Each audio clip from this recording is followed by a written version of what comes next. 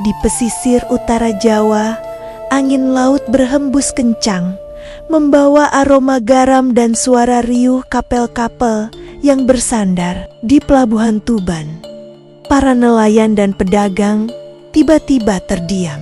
Mereka terperangah ketika melihat sebuah kapal asing dari negeri jauh perlahan-lahan memasuki dermaga. Kapal itu megah, berbeda dari yang pernah mereka lihat. Di atas geladaknya berdiri seorang pemuda berwajah teduh dengan sorot mata yang begitu dalam, seolah mampu menembus hati siapapun yang menatapnya. Itulah Raden Rahmat, yang kelak akan kita kenal sebagai Sunan Ampel, sang pembawa cahaya yang mengubah wajah tanah Jawa untuk selamanya. Raden Rahmat tidak datang tanpa tujuan. Ia berangkat dari tanah Campa atas perintah langsung dari ayahnya, Maulana Malik Ibrahim, atau yang kita kenal sebagai Sunan Gresik. Tugasnya berat, menyebarkan ajaran Islam di tanah Jawa yang saat itu masih diselimuti kepercayaan lama, ritual persembahan dan pertumpahan darah antar karijan-karijan kecil. Perjalanan panjang melintasi lautan luas ia tempuh demi sebuah misi suci. Setibanya di pelabuhan Tuban, kedatangannya langsung menarik perhatian penguasa setempat, Tumenggung Arya Teja. Ketika bertemu, Arya Teja langsung terkesan. Ia melihat sikap Raden Rahmat yang begitu sopan. Tutur katanya lembut, namun penuh kebijaksanaan. Arya Teja tahu, pemuda di hadapannya ini bukanlah manusia biasa. Ada aura keagungan yang terpancar darinya. Kekaguman itu semakin mendalam, hingga tak lama kemudian Arya Teja menikahkan Raden Rahmat dengan putrinya, Nyai Ageng Manila. Setelah menikah, Raden Rahmat menetap di Tuban. Ia hidup sebagai menantu seorang penguasa, dihormati dan disegani. Namun, hatinya gelisah. Ia merasa ada panggilan yang lebih besar, sebuah tugas yang belum tuntas. Ia tidak datang ke Jawa untuk mencari kemewahan, tetapi untuk menebarkan kebenaran. Didorong oleh panggilan hatinya, ia pun memohon izin untuk memulai perjalanan dakwahnya. Dari Tuban, ia berjalan ke arah timur, menuju sebuah tempat yang sunyi di wilayah Surabaya. Daerah itu dikenal liar dan tak tersentuh. Kelak, tempat inilah yang akan dikenal dengan nama Ampel Denta. Saat Raden Rahmat tiba, kondisi Ampel Denta sangat memprihatinkan. Tempat itu adalah sarang kemaksiatan, perjudian, pencurian, perselingkuhan, dan pesta mabuk-mabukon terjadi di setiap sudut. Orang-orang di sekitarnya berkata dengan nada pahit, tempat ini terlalu gelap, tidak ada cahaya yang mampu menembusnya. Mereka pesimis, menganggap Ampel Denta adalah tanah yang terkutuk. Namun, mendengar ucapan itu, Raden Rahmat hanya tersenyum. Matanya memandang jauh ke depan, penuh keyakinan. Dengan tenang ia berkata, justru semakin gelap sebuah tempat, semakin besar cahaya yang dibutuhkan. Ia tidak gentar. Baginya, kegelapan bukanlah akhir, melainkan awal dari sebuah perubahan besar. Maka dimulailah babak baru dakwah di tanah Jawa.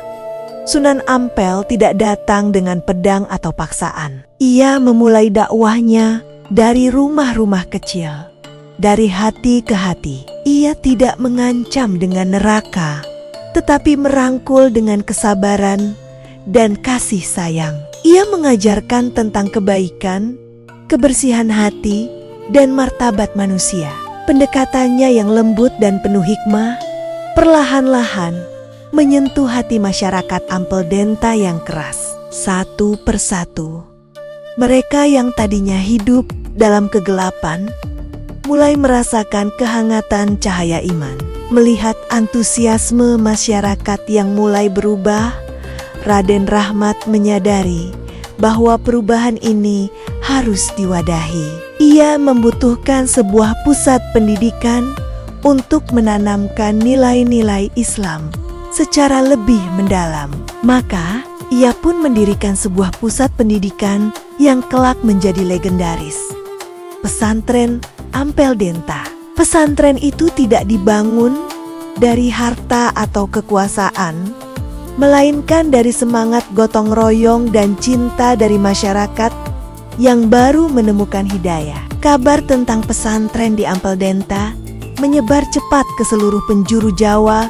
Murid-murid mulai berdatangan dari berbagai latar belakang. Ada pemuda desa yang haus ilmu, ada anak nelayan yang ingin mengubah nasib. Bahkan ada putra-putra bangsawan yang rela meninggalkan istana untuk belajar langsung dari sang guru. Di antara ratusan muridnya, ada nama-nama yang kelak menjadi bintang terang dalam sejarah dakwah Islam di Nusantara. Ada Raden Paku yang nantinya dikenal sebagai Sunan Giri.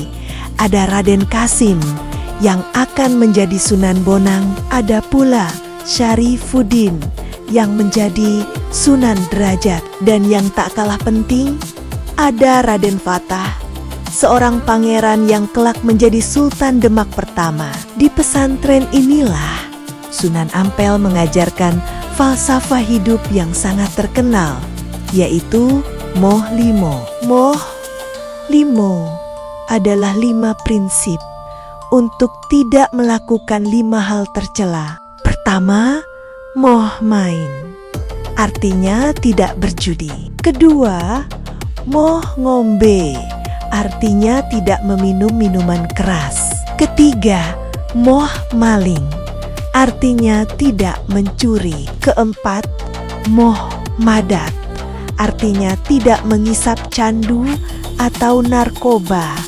Dan kelima, moh madon, artinya tidak berzina. Ini bukan sekadar larangan, tetapi sebuah jalan menuju kemuliaan dan martabat manusia seutuhnya. Ajaran ini begitu relevan dan mudah dipahami, sehingga menjadi pedoman hidup bagi masyarakat Jawa hingga hari ini. Seiring berjalannya waktu, pengaruh Islam di Jawa semakin kuat. Para wali yang merupakan murid-murid dan kolega Sunan Ampel berkumpul di Ampel Denta. Mereka melihat bahwa dakwah membutuhkan perlindungan politik. Mereka merasakan sudah saatnya Islam memiliki pusat kekuasaan sendiri untuk menegakkan keadilan dan melindungi umat dari ancaman kerajaan-kerajaan yang masih memusuhi Islam.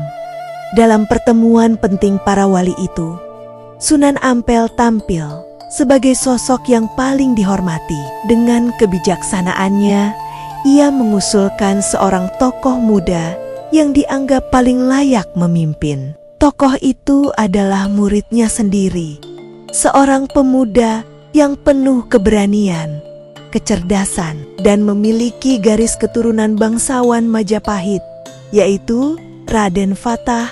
Sunan Ampel berkata, negeri ini membutuhkan seorang pemimpin yang memegang teguh iman dan akhlak. Usulan itu diterima oleh semua wali.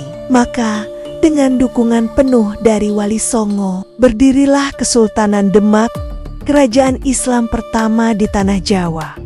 Raden Fatah diangkat menjadi sultan pertama. Berdirinya Demak bukan hanya sebuah kemenangan politik, tetapi menjadi cahaya baru bagi seluruh Nusantara. Pusat peradaban Islam yang menyatukan berbagai wilayah di bawah panji Tauhid. Untuk semakin menguatkan pusat dakwahnya di Ampel Denta. Pada tahun 1421 Masehi, Sunan Ampel memprakarsai pembangunan sebuah masjid megah yang kini kita kenal sebagai Masjid Agung Ampel. Masjid ini dibangun dengan semangat gotong royong dengan tiang-tiang kayu jati raksasa yang menjadi saksi bisu semangat perjuangan para wali.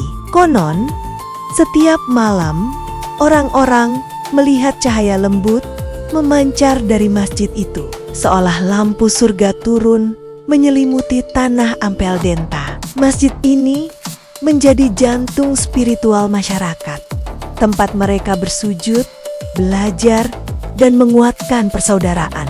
Setelah puluhan tahun mengabdikan hidupnya untuk berdakwah, menyebarkan ilmu, dan membangun peradaban, tubuh Sunan Ampel pun mulai melemah dimakan usia. Di hadapan para murid tercintanya dan para wali lainnya, ia menyampaikan pesan terakhirnya dengan suara yang bergetar namun tetap tegas.